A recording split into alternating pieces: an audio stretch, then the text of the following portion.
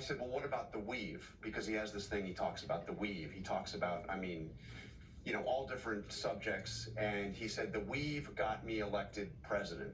But the truth is that much of his message in these final days has been very dark, has been very divisive. You had that whole Madison Square Garden rally, which really cited the kind of extreme end of MAGA. You had what he said about Liz Cheney, saying 9 guns. So I'd like to see her with 9 guns in her face. This is not a message that's about the economy. You've known Trump for more than 30 years. How did he sound this morning? Well, you know, he sounded a little groggy. I talked to him shortly after 7 a.m. He had been campaigning at a rally that ended after 11 o'clock last night. He's got an incredibly busy schedule. You've got to say that. You know, but he definitely sounds. He says the big question he has is whether or not his voice will hold out. He's got, I think, 7 rallies over the next 2 days planned. But he does sound. You know, he insists that he thinks he is going to win. I asked him, is there any way you could lose? And this was actually interesting. He said, yeah, I might. I mean, yeah, that could happen. Bad things can happen.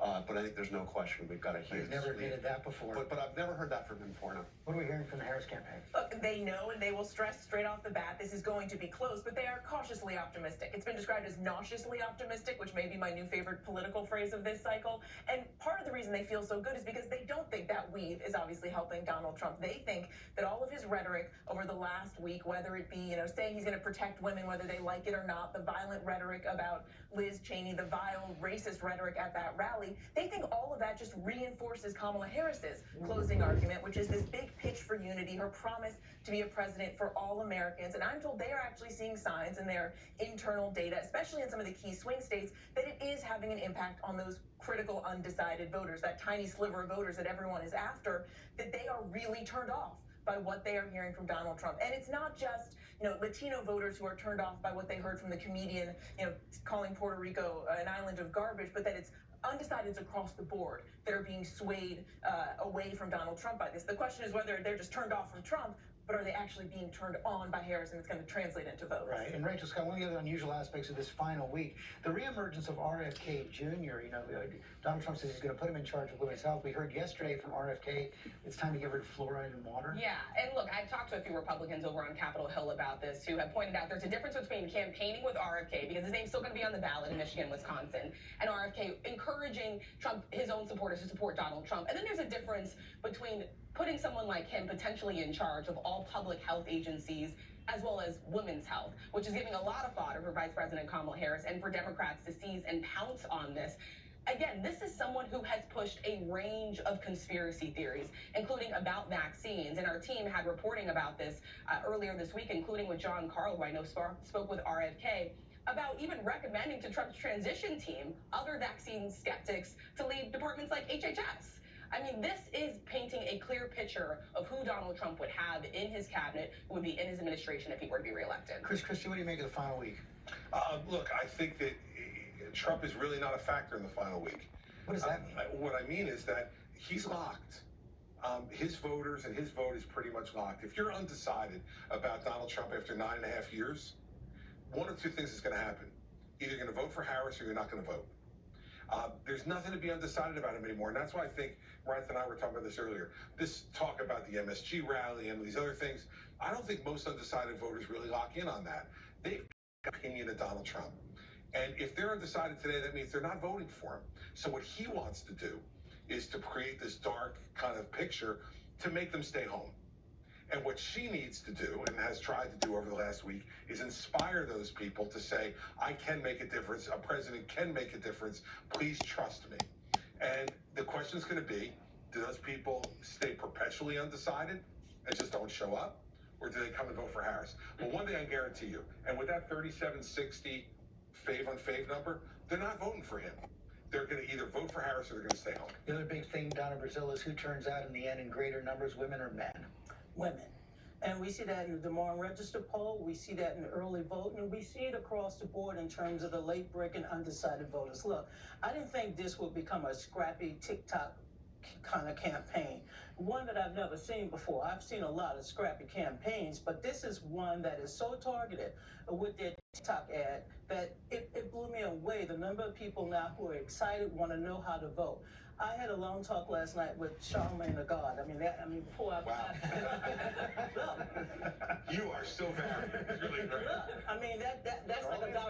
that's like a direct call. Yeah. Okay? And he's feeling good. He's feeling good not just in terms of the momentum, but the fact is, he said, I'm talking to people now who are so excited. But he closed on one note, and I think this is a note that a lot of people feel it. He said, I got to do this for my daughter. I think women understand what's at stake. They understand that this is a life and death decision. So I think you will see a really strong, robust turnout on election day. And Ryan Spears, a big question for the Trump campaign. Can they turn out men, especially younger men, in greater numbers than ever before? Well, look, the higher the turnout, the better it's going to be for Donald Trump. It's totally different this time than it's ever been in our party. We've never been cheering for high turnout. When you've got a 74% wrong track, I think that's a stunning number. It would defy all the rules of gravity for Harris to win. But I would take us back to, the granular, what Donna and I talk about a lot, which is this: we've got 2.5% of the people out there that are undecided. I agree with Chris, most of those people aren't going to vote. But if they're voting on the issues that Trump is trying to pound away on, which is, do you like where the price of stuff is today? The answer is no. Do you like what's happening on the border? The answer is no. Do you want so Liz Cheney to have the 9 more guns that this stained on race her is face? about those two issues, the better it's going to be for Trump. What Harris is doing is talking. You concede that is not what voters heard from Donald Trump this week. Here's what I concede: the 2.5% out there didn't hear any of that stuff, but the 2.5% are going to make a choice between how do they the economy and whether or not they like Donald Trump's personality. For those people that are voting, that's the question. And I happen to believe that people put their family first, and if you put your family first in its own economy, I think things look good. The last thing, early vote and election day voting. Let's just look at the numbers. Early is down by 40%, which, granted, it was 2020, but it was still razor thin. For the Democrats to win in a state like Iowa right now, election day, they would have 58% of the vote. The Democrats. They haven't done that in over 14 years. They're not going to win an election. Tipping point. They will not win an election day. Take Wisconsin, same thing. They got to get 54% of the vote in Wisconsin on election day to win in Wisconsin. I think that's a tall order for the Democrats. You buy his read on the early vote? Absolutely not. Look, I know the Republicans have done a better job of bagging some of their early votes, but with 37,000 mail-in votes probably coming in over the weekend, we're going to flood the zone. And let me just tell you, the thing about states like Wisconsin, where it's same-day registration, all those small college towns, and of course the college towns across the country, Democrats are going to bag those votes in. Look, I'm not confident, I'm not overconfident, but I know the work is still there, and I would much rather be in Kamala Hill's than Donald Trump's shoes. Mary Bruce, hold on one second. I want to go to Mary Bruce on this, because one of the things that the Harris campaign is counting on is that they've invested a lot more money in getting out that vote on election day. And their get out the vote is an impressive operation. Their grassroots operation is massive. In fact, I was told that yesterday at one point they had 2,000 door knocks per minute in Pennsylvania. Yes. That is something that Donald Trump's team just can't compete with. And you have seen, especially over the last week, is there's been a bit of a shift in messaging and strategy to really hone in on these key demographics that they're going to need. They argue Trump is playing to his base, but not reaching out actually to those voters that are going to make the difference in this race. So whether it's having J-Lo and Mana in Las Vegas reaching out to Latino voters, or having Michelle Obama out there delivering blistering remarks on reproductive health, they are trying to reach, all of these groups, and especially, of course, probably more than anyone, those Republican voters, Republican women, who they think are going to come out